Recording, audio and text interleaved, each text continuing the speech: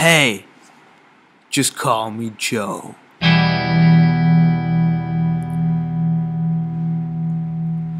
G.I. Joe Retaliation. G.I. Joe Retaliation is the sequel to the 2009 film G.I. Joe The Rise of Cobra, which personally I actually really enjoyed. A lot of people I know do not like that movie.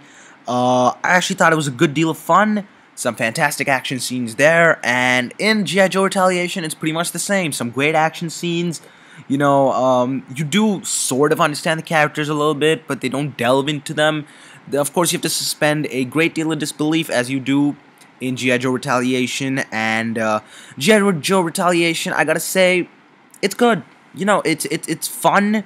It's a fun experience. There's some fantastic action scenes. I gotta give a shout out to whoever was, the visual effects in charge or supervisor or whatever, because there are so many practical effects in this movie. There are scenes where people are fighting atop mountains, and at least it looks like they did it practically, or it's some of the best CGI we have, but a lot of the explosions and stuff are real. They're not the CGI things, so I thought that was really good to see, really refreshing to see some practical effects. They just feel more real, and you feel more invested, which is what I liked about G.I. Joe Retaliation. The action is great, some great coordinated and choreographed moments in action scenes. And, of course, it does have those bits of cheesy dialogue, because this is kind of the main focus of the film is the action, and the main character is played by Dwayne "The Rock" Johnson. His character's name is Roadblock, which I think is pretty cool. It would have been awesome to see Duke Channing Tatum more in this film.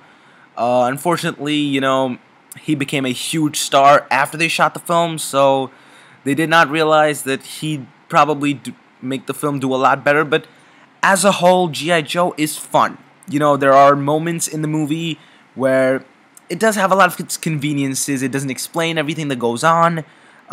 Storm Shadow returns. Storm Shadow's an awesome character, but they show him in the trailer, so it's not a spoiler, and they don't awfully explain enough that they should for a big character returning kind of from the dead. So there is that, and the ending of the movie, the final conflict, the big fight. The fight is good. It's pretty good. I mean, it's not the best fight scene in the movie, but it's a good fight scene. But they unnecessarily raised the stakes from what would have been, Zartan's being president to, nuclear war. I mean, they didn't have to do that. That's not a spoiler again, but they just unnecessarily raised the stakes for no rhyme or reason.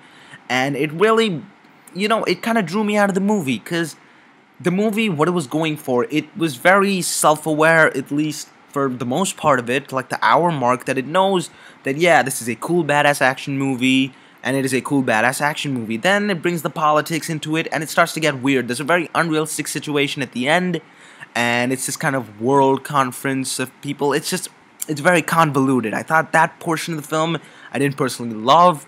The film ends, of course, and it does set up a sequel. I do like the Roadblock character, Dwayne "The Rock" Johnson. I would love to see him again in the future. But, again, like these movies, there are the negatives, and the negatives being that not enough Channing Tatum. Yes, I just said it. Not enough Channing Tatum. I would love to see more Channing Tatum. A lot of characters from the previous movie are not there in this movie. I like how it is a direct sequel, though. All the events in Rise of Cobra have led to this, and I'm sure all the events of this will hopefully lead to another sequel, because I enjoy this franchise. I'm gonna be honest with you. I enjoy the franchise. It's doing pretty well, box office wise, of course, and generally as films. I don't think that they are trashy films. I've seen far worse action films, but this is a little more than just grade B action fun. It's a higher level of action fun. The action is phenomenal, and it doesn't annoy you like, let's say, the Transformers movies. The action's great, but you get very annoyed with the dialogue and some of the stuff they do. Not in this case. The thing is, the dialogue is not fantastic dialogue or anything, but it doesn't annoy you. It actually helps push the story forward. This was very to the point, well-paced, fast-paced, actually, and I liked it. I really enjoyed it. I'm gonna go 7 out of 10. That is higher than I thought I would have given G.I. Joe Retaliation. Thought it was just as good as the first. Very satisfied with the movie, actually. Anyways, guys, what are your thoughts? Share them down below in the comments section. This is Mr. Film Jack.